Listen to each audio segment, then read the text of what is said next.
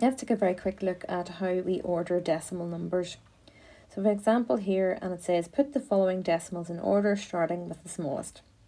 So the first thing you need to do is look at the whole number part of our number. So you can see here these are all zeros, so there is nothing there to compare. So we move past that then into our tenths column.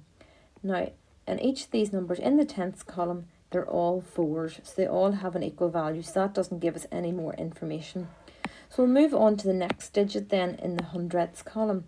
So in this one we have a 2, this one we have a 0, this one is a 1, this one is an 8, and this is a 6. So out of all of those, the smallest one is this one because it is a 0. There's no 0 there, but essentially there would be a 0 there, and we just don't write that on because it doesn't increase the value of the number. So the first one, the smallest one, is 0.4. So we can eliminate that one. Then if we go back to the ones we had, so we had a 2 in the first one in our hundredths column, then we had a 1, an 8 and a 6. So the next smallest one then would be the one that has a 1 in it. So it would be 0.415. That is the next smallest number.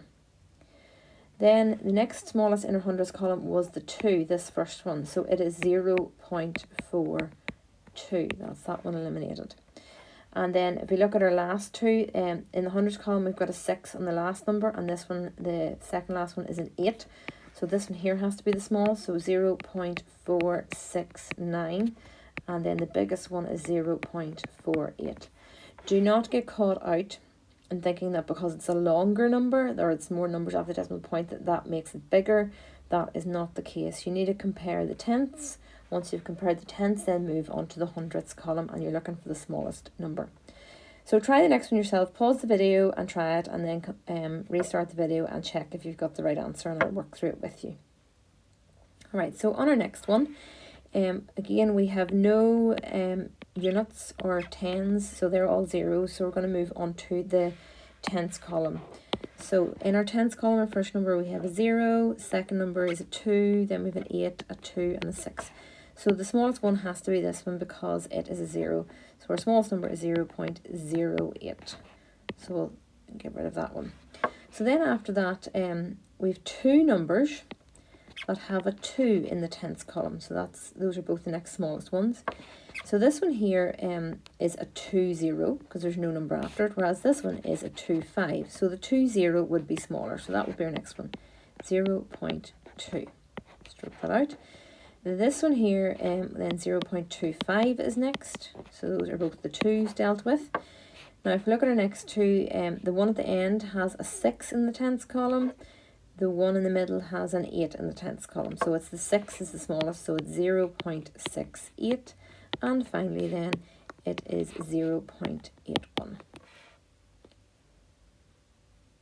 I have an exam question for you to try here. So again, pause the video, try this one, check if you're getting it right then by unpausing the video, and I will work through it with you.